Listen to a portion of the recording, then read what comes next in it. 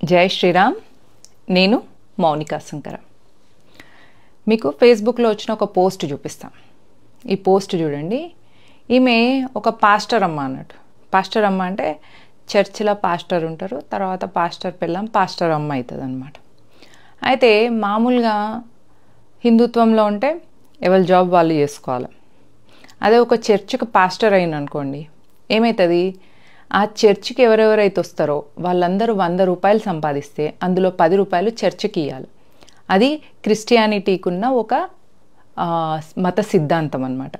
దాన్నే దశమ భాగం అంటారు. మా ఫ్రెండ్ వాళ్ళ చెల్లె ఫ్రెండ్కి ఒక సంబంధం వచ్చింది. అయితే నేను మా చెల్లెని అడిగిన, అరే అమ్మాయి పెళ్ళి అంటే కదనే, ఏం చేస్తాడు ఆ అబ్బాయి అని అడిగితే మా చెల్లె చెప్తుంది, వాళ్ళ హస్బెండ్కి 2 చర్చిలు ఉన్నాయి. అదేంది, అవి 2 షాపులు ఉన్నాయో లేకపోతే 2 మాల్లు ఉన్నాయో అన్నట్టు గట్లా చెప్తున్నావు అంటే, ఏమో ఆమె అట్లనే చెప్పింది, ఏం చేస్తారో మీ ఆయన అని అడిగితే ఆయనకు 2 చర్చిలు ఉన్నాయి. అంటే చర్చిలు అనేటి ఇన్కమ్ సోర్సులు అనమాట, ఇన్కమ్ షాప్స్. ఇట్లా చర్చికి వచ్చేటోళ్ళందరూ ఆ చర్చిలో మీరు 100 రూపాయలు సంపాదిస్తే 10 రూపాయలు దశమ భాగం ఇవ్వాలి. అందుకే చూడండి, ఒక చర్చికి వెళ్ళేటోళ్ళు ఇంకో చర్చికి పోరు. ఎందుకంటే ఇప్పుడు 2-3 చర్చిలకు పోయిననుకో, పాస్టర్ దశమ భాగం ఏ చర్చికి ఇవ్వాలా అర్థం కాదు.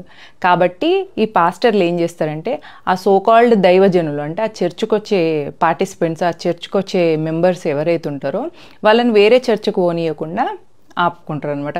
సో చర్చిలో ఉన్న పాస్టర్లు, అన్ని చర్చిల పాస్టర్లందరికీ ఒక సిండికేట్ ఏమని ఉంటుందంటే, నీ చర్చికి వచ్చే సభ్యులు నీకే, నా చర్చికి వచ్చే సభ్యులు నాకే. ఎందుకంటే వాళ్ళు ఇచ్చే దశమ భాగాలు, నీ దశమ భాగం నీకే, నా దశమ భాగాలు నాకే. మనం దశమ భాగాల విషయంలో సీరియస్గా ఉండాలి అనేది వాళ్ళ డిస్కషన్ అనమాట. అయితే ఇప్పుడు ఈ పోస్ట్ గురించి నేను ఎందుకు చెప్తున్నా అంటే, వీళ్ళు హిందువులు కొందరు మనీ ఇన్కమ్ సోర్స్ కోసం అని చెప్పేసి అట్లా క్రిస్టియన్స్గా మతం మారి మన వాళ్ళను, హిందువులని, అమాయకులను కన్ఫ్యూజ్ చేసి వాళ్ళ మతం వైపు మార్చుతారు. ఈ లైఫ్లో ఏమైనా ప్రాబ్లమ్స్ ఉన్న వాళ్ళను, నువ్వు చర్చికి రా, నీకు ఈ దేవుణ్ణి నమ్ముకో, నీ ప్రాబ్లమ్స్ పోతాయి, పోయిన వెంటనే నువ్వు ఈ దేవుణ్ణి నమ్ముకోవాలని చెప్తారు. ఆ దేవుణ్ణి నమ్ముకొని బొట్టు పెట్టుకోరు ఆడోళ్ళు, పుస్తలు తీసేస్తారు, మట్టెలు తీసేస్తారు, ఆ మొహాలన్నీ వికృత రూపాలు అయిపోతాయి. ఎట్లయితే దేవుణ్ణి ఆరాధించిన తర్వాత ఆ దైవ కళ కనిపిస్తుంది. అంటే ఇప్పుడు అమ్మవారి ఉపాసన చేసిన వాళ్ళ మొహంలో, వాళ్ళ కళ్ళల్లో ఆ తేజస్సు ఉంటుంది. శివాలయంలో శివుడి ఉపాసన చేసిన వాళ్ళ కళ్ళల్లో ఆ శివశక్తి కనిపిస్తుంది. విష్ణు ఆలయంలో చేసిన వాళ్ళ కళ్ళల్లో ఆ విష్ణుమూర్తి అవి కనిపిస్తుంది. అట్లనే ఒక మేకుకు ఒక శవాన్ని అల్లడి తీసిన దేవుణ్ణి ఆరాధిస్తే ఆ ప్రేత కళే కనిపిస్తుంది. అందుకనే చూడండి, వాళ్ళ మొహాలన్నీ ప్రేత కళ కనిపించుంటాయి. అది తక్కువైనట్టు ప్రతి ఆదివారం పోయి పాపులము మేము ప్రభువా అని పాటలు పాడుకుంటూ ఉంటారు. సో నేను పాపిని అని అనుకుంటూ పోతుంటే ఏమవుతావు, పాపివే అవుతావు. అట్లే జరుగుతుంది.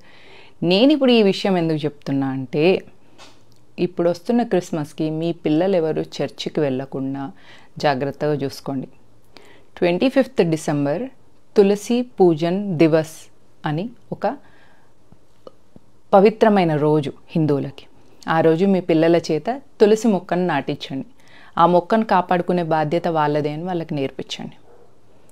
మీ పిల్లలు ఒకసారి చర్చికి వెళ్ళడం అలవాటైందంటే, ప్లెయిన్ స్లేట్ మీద వాళ్ళ లైఫ్ ఉన్నప్పుడు వాళ్ళ బ్రెయిన్స్లో ఏవి ఎక్కిస్తే అట్లే జరుగుతాయి.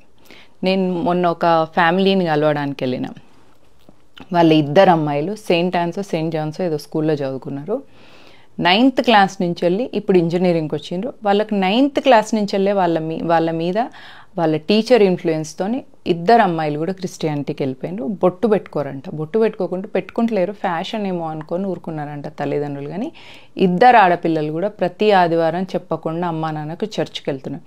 వాళ్ళ తల్లిదండ్రులు ఏడ్చి మొత్తుకొని నన్ను పిలిచి కౌన్సిలింగ్ ఇవ్వమని చెప్తే, నేను ఒకసారి వాళ్ళ పిల్లలు లేనప్పుడు వాళ్ళ బెడ్రూమ్లోకి వెళ్ళి వాళ్ళ బుక్స్ అన్ని తీసి చూసిన అనమాట.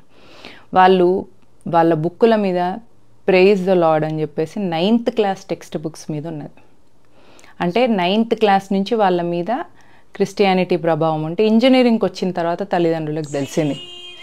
కాబట్టి నేను చెప్పేది ఏంటిదంటే, మీ పిల్లలు ఏం చేస్తున్నారు, వాళ్ళకు ఒక కొత్త బుక్ కొనిచ్చి వాళ్ళు దాని మీద ఏం రాస్తున్నారు, శ్రీ మహాగణాధిపతయే నమః అని రాసుకున్నా, జై శ్రీరామ్ అని రాసుకున్నా వాళ్ళు మన ట్రాక్లో ఉన్నట్టు.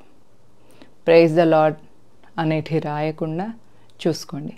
మీ పిల్లల్ని కాపాడుకోండి. ఎందుకంటే వాళ్ళు ఒకసారి మతం మారినంటే మీకు తల కొరివి కూడా పెట్టరు. ఎందుకంటే క్రిస్టియానిటీలోకి కన్వర్ట్ అయిన తర్వాత తల్లిదండ్రులకు తల కొరివి పెట్టకూడదు. So be a Hindu. మీ పిల్లలకు హిందుత్వం గురించి చెప్పండి. ఈ సంస్కృతికి వారసులుగా పుట్టడమే ఒక గొప్ప అదృష్టం. అందులో భారతదేశంలో హిందువులుగా పుట్టడం ఇంకా అదృష్టం. హిందూగా పుట్టి క్రిస్టియానిటీలకి మతం మారడం అంటే ఎంబీబీఎస్ చదివి మెడికల్ షాప్ పెట్టుకున్నట్టు. సో మీ లైఫ్లో అప్గ్రేడ్ అవ్వాలి కానీ డిగ్రేడ్ అవ్వద్దు. Be a Hindu, be proud to be a Hindu. 25th December Tulsi Pujan Diwas day. జై హింద్, జై భారత్.